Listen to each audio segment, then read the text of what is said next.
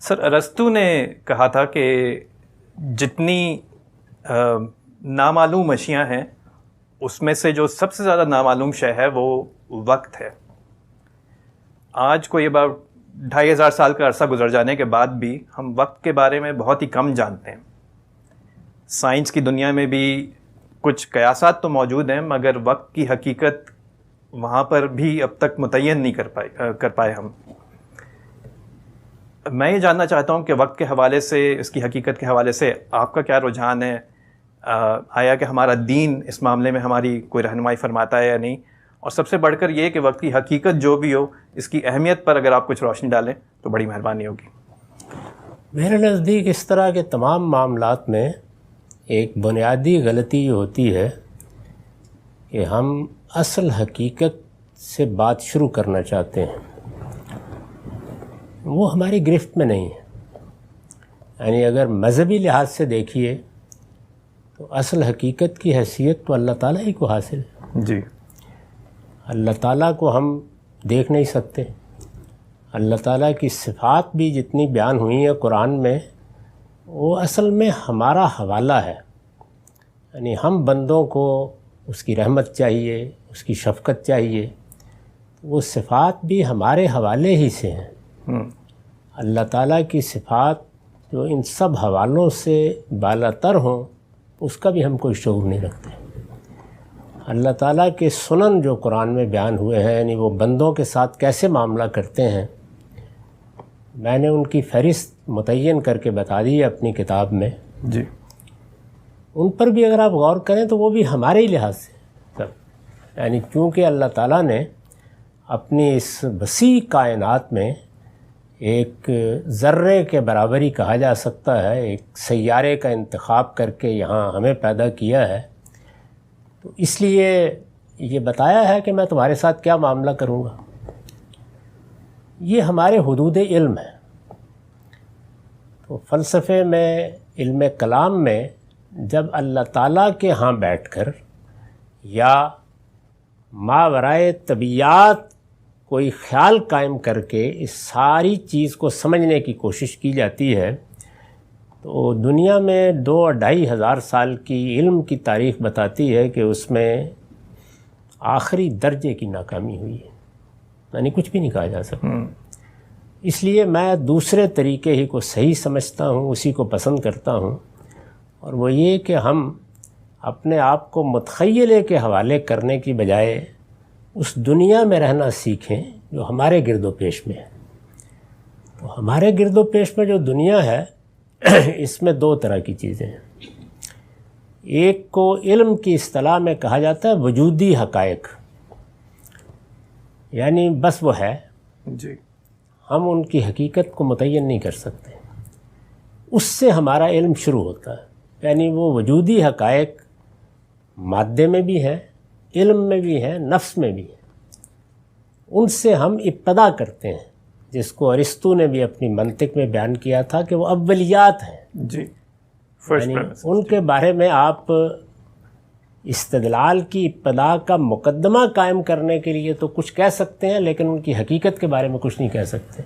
یہ آپ کے علم میں ہوگا کہ اس نے وعدہ کیا تھا کہ وہ اس پر بعد میں بات کرے گا، لیکن وہ وعدہ 2-2500 سال میں کوئی بھی ایفا نہیں کر سکا. یہ ممکن بھی نہیں. تو یہ وجودی حقائق ہے، یعنی چیز موجود ہے، اس سے ہم ابتدا کرتے ہیں اپنے علم کی. اس کے بعد ہمارا علم شروع ہوتا ہے. اگر آپ غور کر کے دیکھیں تو ہمارا جدید سائنسی علم کیا اس سوال کا کوئی جواب دیتا ہے کہ مادہ کیا ہے، کہاں سے آیا ہے؟ اس کی نیچر بھی ہمیں نہیں پتہ، سورس بھی نہیں پتہ، کچھ معلوم نہیں. یہ تو ہم چند الفاظ بول لیتے ہیں. خود میٹر، مادہ، یعنی ایک لفظ ہے جو ہم نے ایک وجودی حقیقت کے لیے اختیار کر لیا ہے، اس لیے کہ ایک دوسرے کے ساتھ کمیونیکیٹ کرنا ہوتا ہے. اس کے بعد دیکھیے کہ اس مادے میں حیات پیدا ہوتی ہے. حیات ہمارے سامنے پیدا ہوتی ہے. یعنی ایسا نہیں ہے کہ کہیں ماضی کا قصہ ہے. میں آپ اسی دنیا کے اندر جو چیزیں کھاتے ہیں اور وہ فیکٹری بھی سامنے لگی ہوئی ہے جس میں وہ قطرہ آب تیار ہوتا ہے. نطفہ بھی اسی میں تیار ہوتا ہے اور بہضہ بھی اسی میں تیار ہوتا ہے. اس کی تیاری آسمان پر نہیں ہوتی، یعنی وہ کن اجزاء سے بنتا ہے وہ بھی معلوم ہے، اور وہ کہاں تیار ہوتا ہے یہ معلوم ہے، لیکن کیسے تیار ہوتا ہے کوئی نہیں جانتا۔ یعنی اس میں آخری درجے کی بے بسی ہے۔ تو مادے میں حیات کیسے پیدا ہو جاتی ہے؟ یعنی وہی بے جان چیزیں بظاہر، ہم نے سبزی کھا لی، گوشت کھا لیا، بے جان کر کے ہی کھاتے ہیں نا، زندہ تو نہیں کھا لیتے، انہی سے وہ بیضہ بنتا ہے، انہی سے وہ قطرہ آب بنتا ہے، اور جس وقت ان دونوں کے ملاپ سے پھر زندگی کی ابتدا ہوتی ہے تو بس ہو جاتی ہے، وہ ایک وجودی حقیقت ہے۔ اس کا میکنزم کیا ہے، کیسے ہو جاتی ہے، ہم نہیں جانتے۔ پھر حیات کے بارے میں ہم یہ جانتے ہیں کہ اس کے جو نمونے ہمارے سامنے ہیں وہ پودوں میں ہیں، نباتات میں ہیں، جانوروں میں بھی ہیں، انہی میں خود اپنا جائزہ لیتے ہیں تو معلوم ہوتا ہے کہ اس حیات میں شعور بھی پیدا ہو گیا۔ اب وہ شعور پیدا ہو گیا کیسے ہو گیا؟ یعنی وہ ہمارے گھر میں جس کتے سے ہم کھیلتے ہیں اور جو بلی آتی ہے اس میں کیوں نہیں پیدا ہوا؟ اگر عمر کے لحاظ سے دیکھیں اس دنیا میں جو ہمیں اب معلومات ہیں تو ہم سے کافی پرانے ہیں، نہیں پیدا۔ تو اس وجہ سے اگر آپ اس پہلو سے دیکھیں کہ مادہ، حیات اور شعور، تو بالکل بے بسی ہے اس میں۔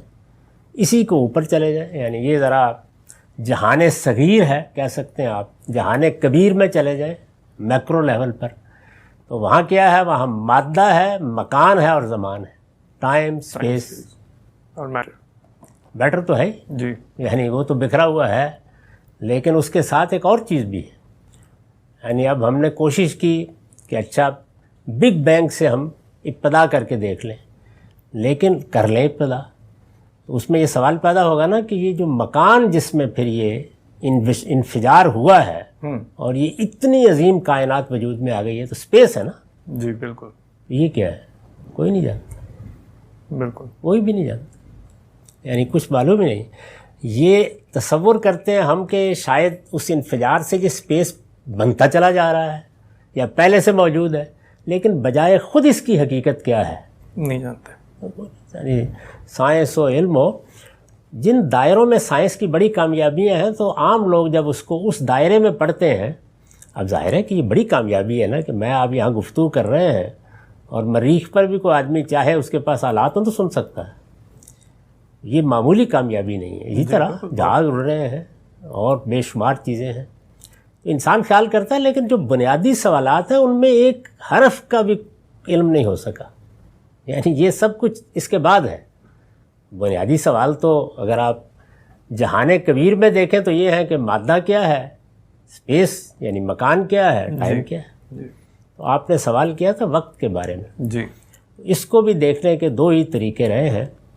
ایک تو یہ کہ جس وقت خدا اپنا تعارف ہمیں کراتا ہے تو وہ کہتا ہے باقی ہے، وہ یعنی خدا ہے، تو ہونے کے احساس نے ذہنی لحاظ سے زمان کا تصور پیدا کر دیا۔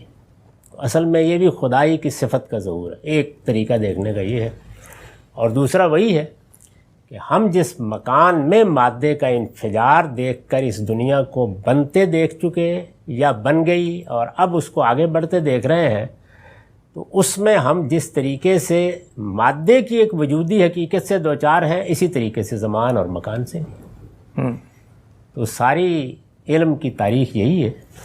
تو اس میں وہ جو ایک سوال کیا تھا نا جبریل نے رسول اللہ سے کہ مل مسئول عنہا عالم من السائل، یعنی جس سے سوال پوچھا گیا ہے وہ بھی اتنا ہی واقف ہے جتنا پوچھنے والا ہے۔ اس میں یہیں کھڑی ہے دنیا، اس کو مان کے آگے چلنا چاہیے۔ بہت شکریہ سر، بہت آپ نے تفصیل سے اس بات کو واضح کیا۔